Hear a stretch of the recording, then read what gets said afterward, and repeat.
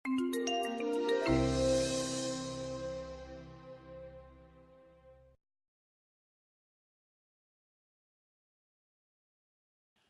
عليكم ورحمة الله. بسم الله الرحمن الرحيم. The major question that a Sharq Forum has been established in order to answer is what kind of region, what kind of Sharq we are going or would like to see in the next few years, especially after the current turmoil that is taking place in our region. That, of course, includes various dimensions.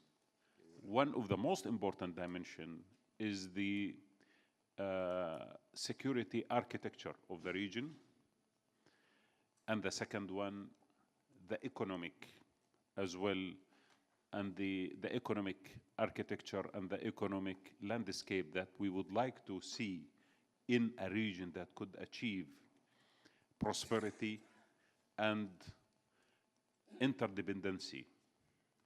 And the third one is the issue related to the political and social movements in this region and what kind of role that these movements should play in order to establish stability, especially the fact that we are going through major issues related to sectarianism and also related to various ideological and intellectual trends of thought that might need to be revised in order to proceed forward.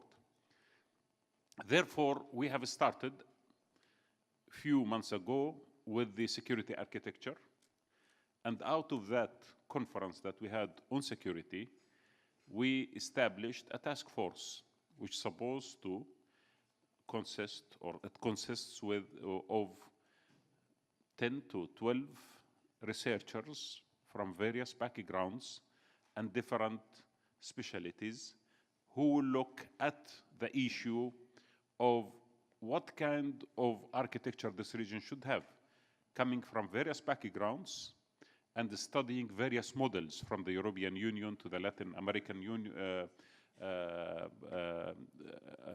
associations, to the African Union, and to many other associations across the world. So that is on track right now, and we expect a delivery of a report or a delivery of findings soon. And once that is done, a Sharq Forum is going to announce it and to also put it again amongst various levels of scrutiny and discussion across the region.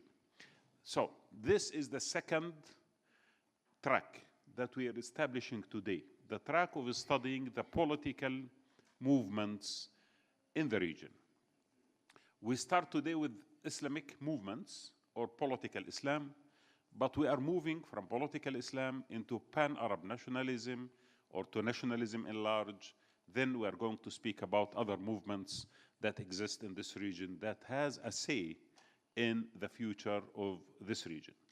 The question before us is to what extent the political Islam trend, and when you speak about political Islam, we refer to those movements who accept to be part of the political game in the region, those who accepted democracy and accepted to share power with others and to become part of the transformation in this region. To what extent this trend, after the current crisis that we are going through and after the counter-revolutions in the Arab world as well, to what extent they are thinking of the future and what form of future they are thinking about. Is there a necessity to introduce new concepts, new techniques, new ideas about our reality? To what extent we can revise, reform, transform, and proceed forward for a future that could achieve some stability for all of us. So this question is before us today. The result of our conference today is to come up again with a task force. And that task force is going to map down all the issues and try to find some answers, and also to share with everyone, again, the findings of it so we can proceed to other tracks later on. Political Islam as a phenomena emerged almost 100 years ago. It did emerge with the major transformation that our region went through. The First World War, Sykes-Picot, and Balfour Declaration, and all these kind of turning points in our geopolitical and political reality in the Middle East. So political Islam came basically during that particular era. Now, 100 years have passed, and we believe that in 100 years, it is enough to evaluate, to discuss, to think about, and maybe to suggest and to map out certain kind of routes and ideas that could proceed forward. So there is an amount of reflection which is supposed to be done about the experience itself, the ups and downs of it, the contribution and the lack of contribution of it, the politicization and the social element of it, but also there is much to be said about the future. How do we read the future? How do we maybe introduce major concepts within the paradigms and the ideologies of Islamic movements in order to be prepared for the needs of the future? Because as you may have noticed, political Islam as a phenomena is not an accomplished project. It is a project that evolves with time, like any other major trend of thought. And therefore, reality becomes one of the most important agents of change within that particular trend or within any trend that's trying to deal with reality.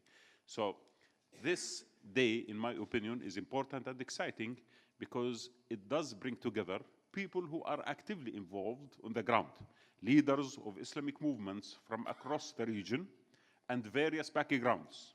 And it does bring together as well researchers and people who are interested in this particular phenomena, and they would like to maybe have that kind of evaluation and discussion, and maybe they have even the distance necessary to give ideas and thoughts and evaluation. So this is a good gathering of two kind of people, which in my opinion is going to produce magnificent ideas, at least by the end of the day, which could enable us at the Sharq Forum to kickstart a task force which might really come up with very interesting findings about political Islam and the future of political Islam.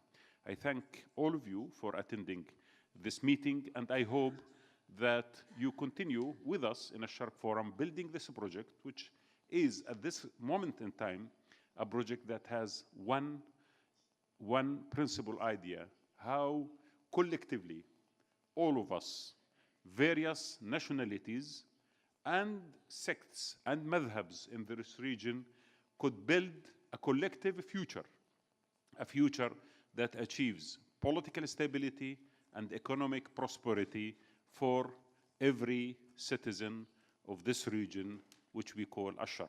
Thank you very much.